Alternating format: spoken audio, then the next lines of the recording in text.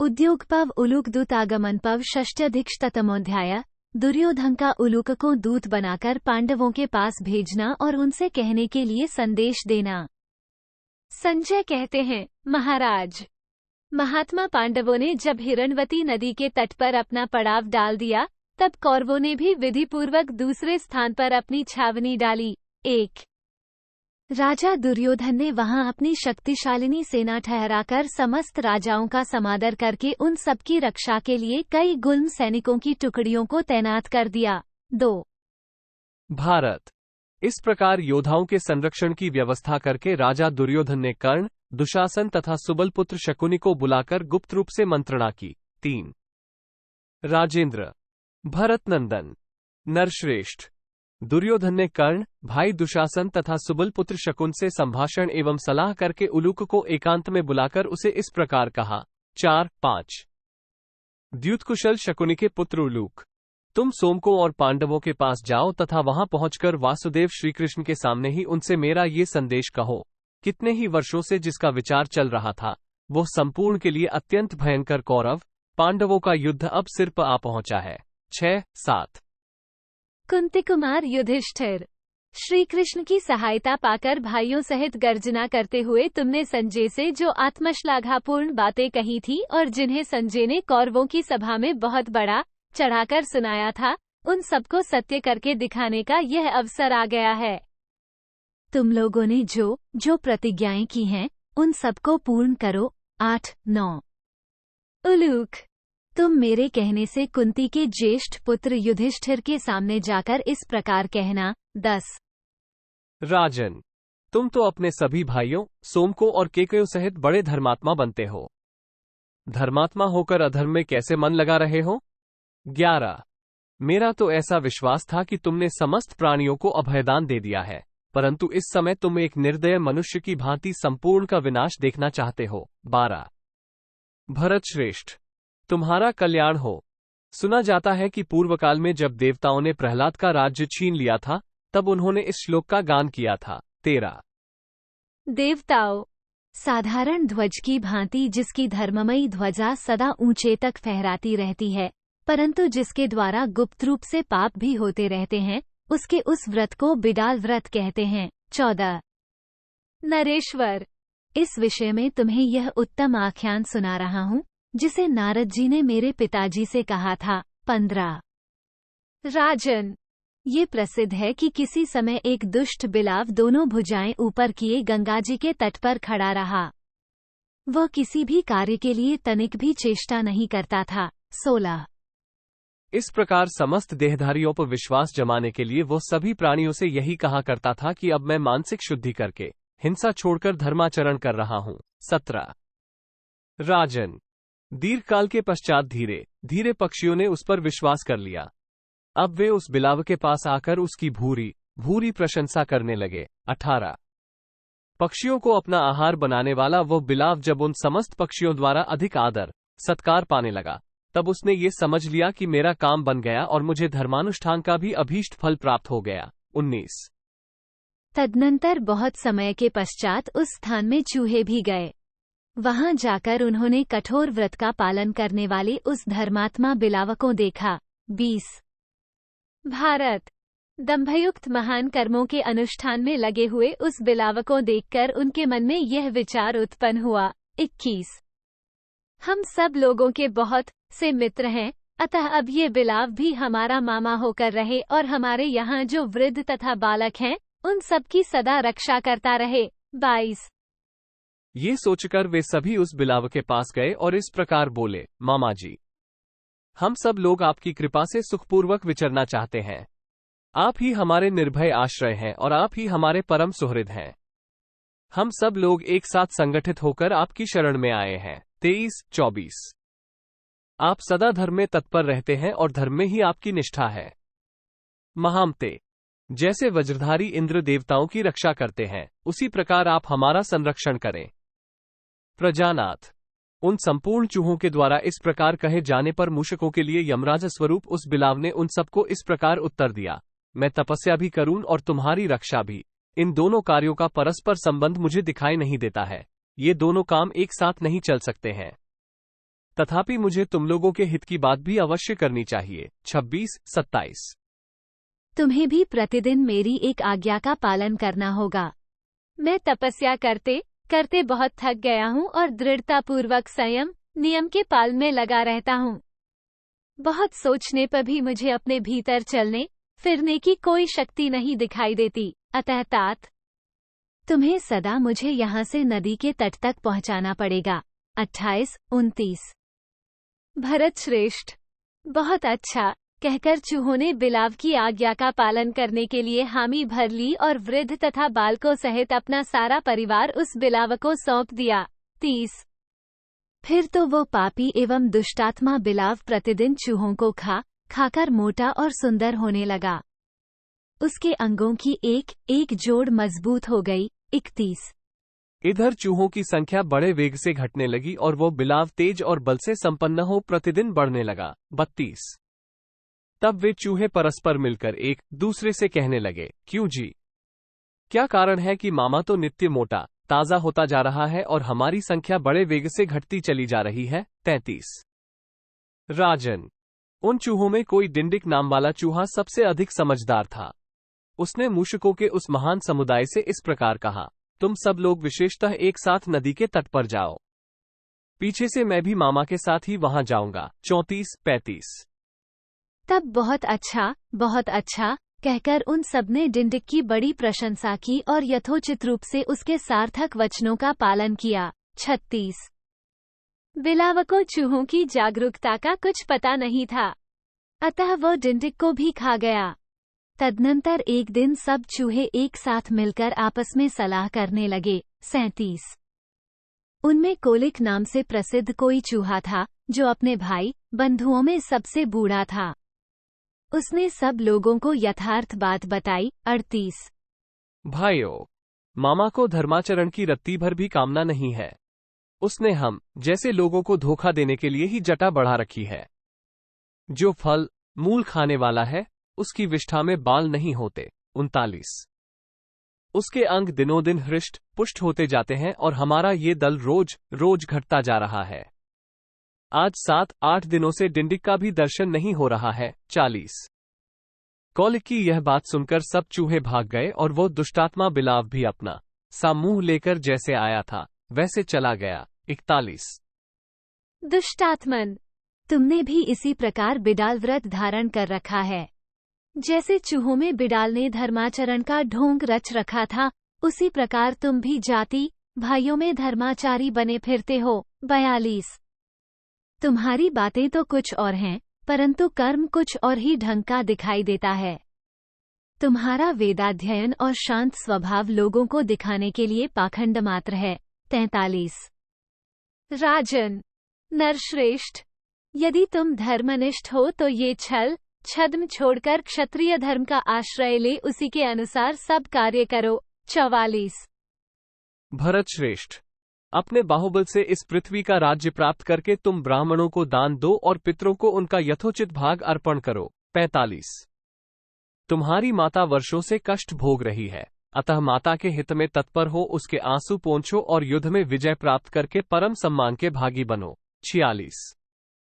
तुमने केवल 5 गांव मांगे थे, परंतु हमने प्रयत्नपूर्वक तुम्हारी वो मांग इसलिए ठुकरा दी है कि पांडवों को किसी प्रकार कुपित करें, जिससे संग्राम भूमि में उनके साथ युद्ध करने का अवसर प्राप्त हो। 47। तुम्हारे लिए ही मैंने दुष्टात्मा विदुर का परित्याग कर दिया है। लाक्षागृह में अपने जलाए जाने की घटना का स्मरण करो और अब से भी मर्द बन जाओ। 48। तुमने कौरव सभा में आए हुए श्री कृष्ण से जो ये संदेश दिलाया था कि राजन, मैं शांति और युद्ध दोनों के लिए तैयार हूँ, नरेश्वर, उस समर का यह उपयुक्त अवसर आ गया है। युधिष्ठिर, इसी के लिए मैंने ये सब कुछ किया है। 49-50। भला क्षत्रिय युद्ध से बढ़कर दूसरे किस लाभ को महत्व देता है? इसके सिवा तुमने भी तो क्षत्रिय कुल में उत्पन्न होकर इस पृथ्वी पर बड़ी ख्याति प्राप्त की है। 51। भरत श्रेष्ठ, द्रोणाचार्य और कृपाचार्य से अस्त्र विद्या प्राप्त करके जाति और बल में हमारे समान होते हुए भी तुमने वसुदेव नंदन श्री कृष्ण का आश्रय ले रखा है, फिर तुम्हें युद्ध से क्यों डरना या पीछे हटना चाहिए? 52। उलूक, तुम पांडवों के समीप वासुदेव श्रीकृष्ण से भी कहना, जनार्दन, अब तुम पूरी तैयारी और तत्परता के साथ अपनी और पांडवों की भलाई के लिए मेरे साथ युद्ध करो। 53। तुमने सभा में माया द्वारा जो विकट रूप बना लिया था, उसे पुनः उसी रूप में प्रकट करके अर्जुन के साथ मुझ पर धावा बोल दो। 54।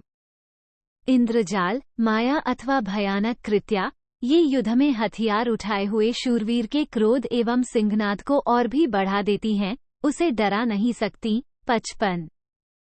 हम भी माया से आकाश में उड़ सकते हैं, अंतरिक्ष में जा सकते हैं तथा रसातल या इंद्रपुरी में भी प्रवेश कर सकते हैं। 56। इतना ही नहीं, हम अपने शरीर में बहुत से रूप भी प्रकट करके दिखा सकते हैं, परंतु इन सब प्रदर्शनों से न तो अपने अभीष्ट की सिद्धि होती है और न अपना शत्रु ही मानवीय बुद्धि अर्थात भय को प्राप्त हो सकता है। 57। एकमात्र विधाता ही अपने मानसिक संकल्प मात्र से समस्त प्राणियों को वश में कर लेता है। वार्ष्णेय, तुम जो ये कहा करते थे कि मैं युद्ध में धृतराष्ट्र के सभी पुत्रों को मरवाकर उनका सारा उत्तम राज्य कुंती के पुत्रों को दे दूंगा, तुम्हारा वह सारा भाषण संजय ने मुझे सुना दिया था। 58, 59। तुमने ये भी कहा था कि कौरव, मैं जिनका सहायक हूं, उन्हीं सव्यसाची अर्जुन के साथ तुम्हारा वैर बढ़ रहा है, इत्यादि। अतः अब सत्य प्रतिज्ञ होकर पांडवों के लिए पराक्रमी बनो। 60। युद्ध में अब प्रयत्नपूर्वक डट जाओ, हम तुम्हारी राह देखते हैं। अपने पुरुषत्व का परिचय दो। जो पुरुष शत्रु को अच्छी तरह समझ बूझकर विशुद्ध पुरुषार्थ का आश्रय ले शत्रुओं को शोकमग्न कर देता है, वही श्रेष्ठ जीवन व्यतीत करता है। 61। श्री कृष्ण, मैं देखता हूँ संसार में अकस्मात ही तुम्हारा महान यश फैल गया है, परंतु अब इस समय हमें मालूम हुआ है कि जो लोग तुम्हारे पूजक हैं, वे वास्तव में पुरुषत्व का चिन्ह धारण करने वाले हिजड़े ही हैं। 62। मेरे जैसे राजा को तुम्हारे साथ, विशेषतः कंस के एक सेवक के साथ लड़ने के लिए कवच धारण करके युद्ध भूमि में उतरना किसी तरह उचित नहीं है। 63। उलूक, उस बिना मूंछों के मर्द अथवा बोझ ढोने वाले बैल, अधिक खाने वाले अज्ञानी और मूर्ख भीमसेन से भी बारंबार मेरा ये संदेश कहना, कुंती कुमार। पहले विराटनगर में जो तू रसोइया बनकर रहा और बल्लभ के नाम से विख्यात हुआ, वो सब मेरा ही पुरुषार्थ था। 64, 65। पहले कौरव सभा में तूने जो प्रतिज्ञा की थी, वो मिथ्या नहीं होनी चाहिए। यदि तुझमें शक्ति हो तो आकर दुशासन का रक्त पी लेना। 66। कुंती कुमार, तुम जो कहा करते हो कि मैं युद्ध में धृतराष्ट्र के पुत्रों को वेगपूर्वक मार डालूंगा, उसका ये समय आ गया है। 67। भारत, तुम निरे भोजन भट हो, अतः अधिक खाने पीने में पुरस्कार पाने के योग्य हो, किंतु कहाँ युद्ध और कहाँ भोजन? शक्ति हो तो युद्ध करो और मर्द बनो। 68। भारत, युद्ध भूमि में मेरे हाथ से मारे जाकर तुम गदा को छाती से लगाए सदा के लिए सो जाओगे। वृकोदर, तुमने सभा में जाकर जो उछल कूद मचाई थी, वो व्यर्थ ही है। 69। उलूक, नकुल से भी कहना, भारत, तुम मेरे कहने से अब स्थिरतापूर्वक युद्ध करो, हम तुम्हारा पुरुषार्थ देखेंगे। तुम युधिष्ठिर के प्रति अपने अनुराग को, मेरे प्रति बढ़े हुए द्वेषकों तथा द्रौपदी के क्लेश को भी इन दिनों अच्छी तरह से याद कर लो। 70, 71। उलूक, तुम राजाओं के बीच सहदेव से भी मेरी यह बात कहना, पांडुनंदन, पहले के दिए हुए क्लेशों को याद कर लो और अब तत्पर होकर सम्रभूमि में युद्ध करो। 72। तदनंतर विराट और द्रुपद से भी मेरी ओर से कहना, विद्ता ने जब से प्रजा की सृष्टि की है, तभी से परम गुणवान सेवकों ने भी अपने स्वामियों की अच्छी तरह परख नहीं की, उनके गुण अवगुण को भलीभांति नहीं पहचाना। इसी प्रकार स्वामियों ने भी सेवकों को ठीक ठीक नहीं समझा। इसीलिए युधिष्ठिर श्रद्धा के योग्य नहीं है, तो भी तुम दोनों उन्हें अपना राजा मानकर उनकी ओर से युद्ध के लिए यहाँ आए हो। 73, 74। इसलिए तुम सब लोग संगठित होकर मेरे वध के लिए प्रयत्न करो, अपनी और पांडवों की भलाई के लिए मेरे साथ युद्ध करो। 75। फिर पांचाल राजकुमार धृष्टद्युम्न को भी मेरा ये संदेश सुना देना, राजकुमार, ये तुम्हारे योग्य समय प्राप्त हुआ है, तुम्हें आचार्य द्रोण अपने सामने ही मिल जाएंगे। 76। समरभूमि में द्रोणाचार्य के सामने जाकर ही तुम ये जान सकोगे कि तुम्हारा उत्तम हित किस बात में है।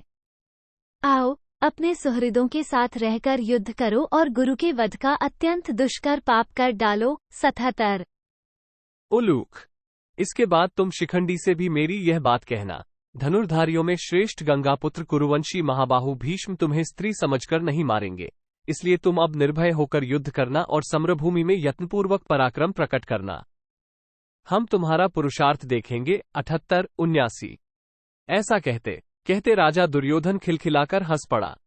तत्पश्चात उलूक से पुनः इस प्रकार बोला, उलूक, तुम वसुदेव नंदन श्रीकृष्ण के सामने ही अर्जुन से पुनः इस प्रकार कहना। 80। वीर धनंजय, या तो तुम ही हम लोगों को परास्त करके इस पृथ्वी का शासन करो या हमारे ही हाथों से मारे जाकर रणभूमि में सदा के लिए सो जाओ। 81। पांडुनंदन, राज्य से निर्वासित होने, वन में निवास करने तथा द्रौपदी के अपमानित होने के क्लेशों को याद करके अब भी तो मर्द बनो। 82। क्षत्राणी जिसके लिए पुत्र पैदा करती है, वो सब प्रयोजन सिद्ध करने का ये समय आ गया है। तुम युद्ध में बल, पराक्रम, उत्तम शौर्य, अस्त्र संचालन की फुर्ती और पुरुषार्थ दिखाते हुए अपने बढ़े हुए क्रोध को हमारे ऊपर प्रयोग करके शांत कर लो। 83।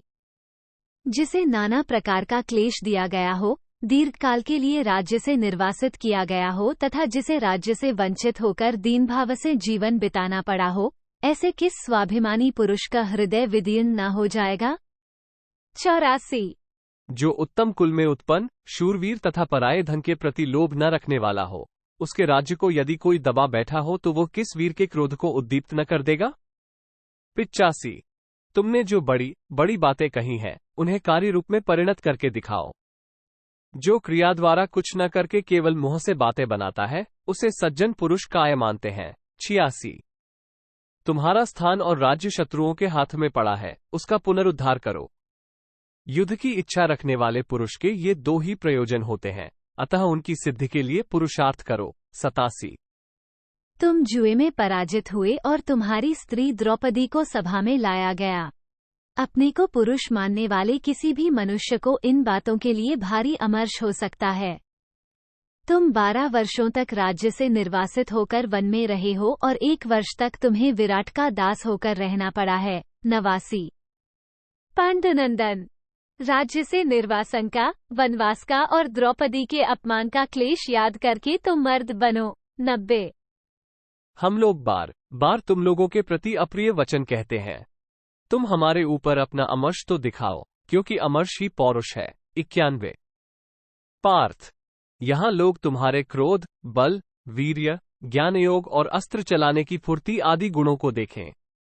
युद्ध करो और अपने पुरुषत्व का परिचय दो। 92। अब लोहमय अस्त्र शस्त्रों को बाहर निकालकर तैयार करने का कार्य पूरा हो चुका है। कुरुक्षेत्र की कीच भी सूख गई है।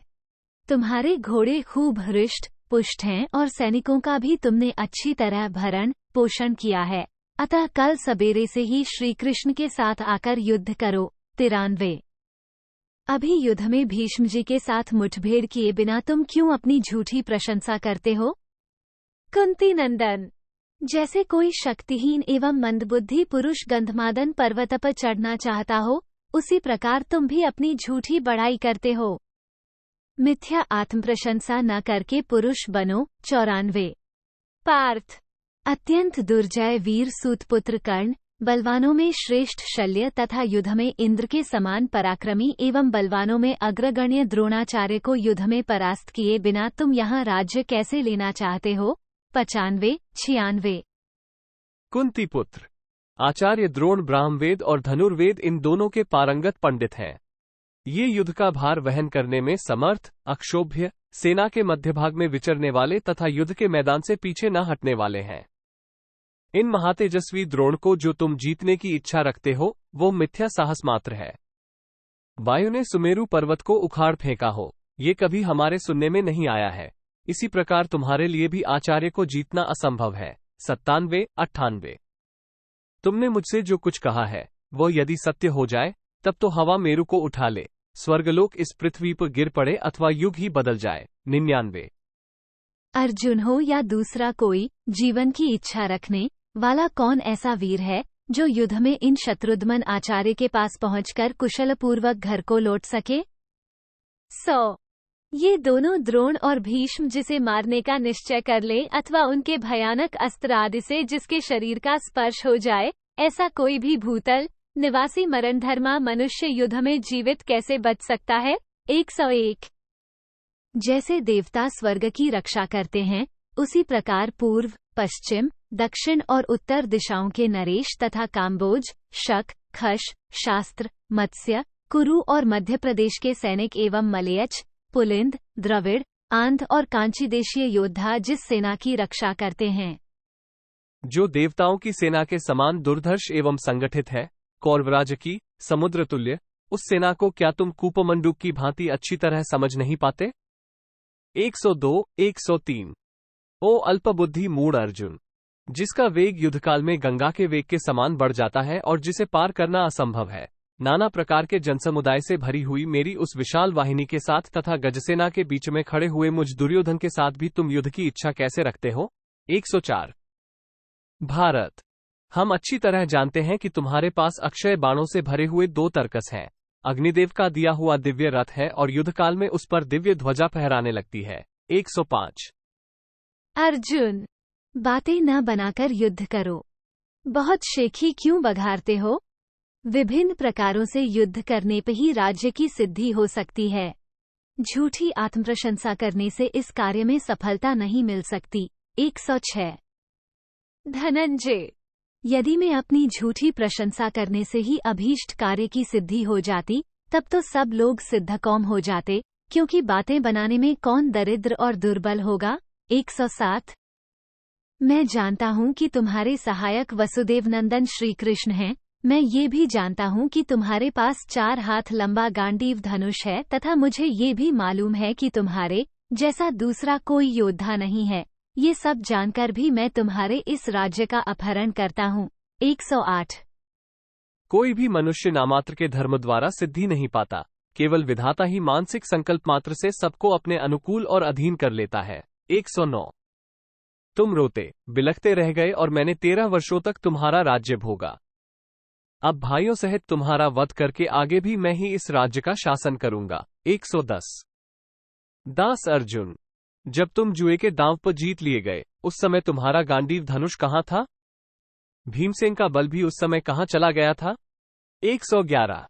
गदाधारी भीमसेन अथवा गांडीवधारी अर्जुन से भी उस समय सती साध्वी द्रौपदी का सहारा लिए बिना तुम लोगों का दासभाव से उद्धार न हो सका। 112। तुम सब लोग अमनुष्योचित दीन दशा को प्राप्त हो दासभाव में स्थित थे। उस समय द्रुपद कुमारी कृष्णा ने ही दासता के संकट में पड़े हुए तुम सब लोगों को छुड़ाया था। मैंने जो उन दिनों तुम लोगों को हिजड़ा या नपुंसक कहा था, वो ठीक ही निकला, क्योंकि अज्ञातवास के समय विराटनगर में अर्जुन को अपने सिर पर स्त्रियों की भांति वेणी धारण करनी पड़ी। 114।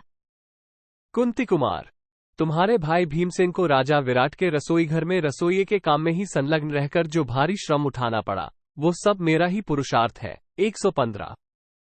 इसी प्रकार सदा से ही क्षत्रियों ने अपने विरोधी क्षत्रिय को दंड दिया है, इसीलिए तुम्हें भी सिर पर वेणी रखाकर और हिजड़ों का वेश बनाकर राजा के अंतःपुर में लड़कियों को नचाने का काम करना पड़ा। फाल्गुन, श्रीकृष्ण के या तुम्हारे भय से मैं राज्य नहीं लौटाऊंगा। तुम श्रीकृष्ण के साथ आकर युद्ध करो। 117। माया, इंद्रजाल अथवा भयानक छलना संग्राम भूमि में हथियार उठाए हुए वीर के क्रोध और सिंहनाद को ही बढ़ाती है, उसे भयभीत नहीं कर सकती हैं। 118।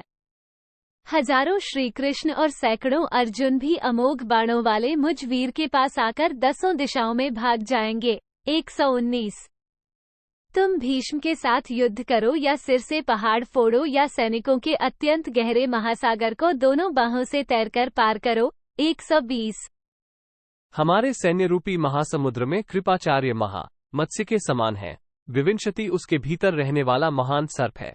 बल उसके भीतर उठने वाले विशाल ज्वार के समान है। भूरिश्रवा तिमिंगिल नामक मत्स्य के स्थान में है। 121। भीष्म उसके असीम वेग हैं। द्रोणाचार्य रूपी ग्राह के होने से इस सैन्य सागर में प्रवेश करना अत्यंत दुष्कर है।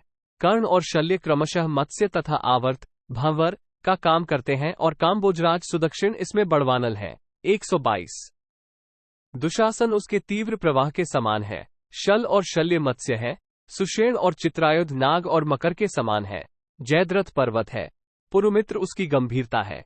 दुर्मर्शन जल है और शकुनी प्रपात झरने का काम देता है। 123। भांति भांति के शस्त्र इस सैन्य सागर के जल प्रवाह हैं। यह अक्षय होने के साथ ही खूब बढ़ा हुआ है। इसमें प्रवेश करने पर अधिक श्रम के कारण जब तुम्हारी चेतना नष्ट हो जाएगी, तुम्हारे समस्त बंधु मार दिए जाएंगे, उस समय तुम्हारे मन को बड़ा संताप होगा। 124। पार्थ, जैसे अपवित्र मनुष्य का मन स्वर्ग की ओर से निवृत्त हो जाता है, क्योंकि उसके लिए स्वर्ग की प्राप्ति असंभव है, उसी प्रकार तुम्हारा मन भी उस समय इस पृथ्वी पर राज्य शासन करने से निराश होकर निवृत्त हो जाएगा। अर्जुन, शांत होकर बैठ जाओ। राज्य तुम्हारे लिए अत्यंत दुर्लभ है। जिसने तपस्या नहीं की है, वह जैसे स्वर्ग पाना चाहे, उसी प्रकार तुमने भी राज्य की अभिलाषा की है। 125। इति श्रीमहाभारते उद्योगपर्वणि उलूकदूतागमन पर्वणि दुर्योधनवाक्ये षष्ट्यधिकशतमोऽध्याय। 160। इस प्रकार श्रीमहाभारत उद्योग पर्व के अंतर्गत उलूकदूतागमन पर्व में दुर्योधन वाक्य विषयक 160वां अध्याय पूरा हुआ। 160।